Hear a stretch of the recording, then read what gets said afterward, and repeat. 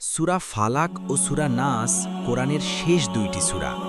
এই দুই সূরাকে একসাথে মুআউযিজাতাইন বলা হয়, যার অর্থ আল্লাহর কাছে আশ্রয় চাওয়া।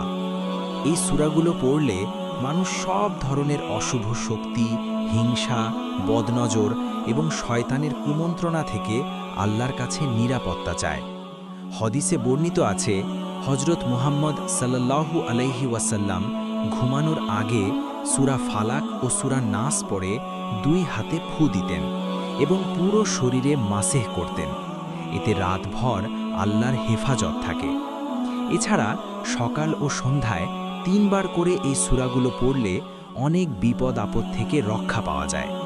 বিশেষ করে সূরা আল ফালাক আমাদের হিংসা, জাদু ও অশুভ শক্তি থেকে বাঁচার দোয়া শেখায়, আর সূরা আন-নাস আমাদের শয়তানের কুমন্ত্রণা থেকে আল্লাহর কাছে আশ্রয় চাইতে শেখায়।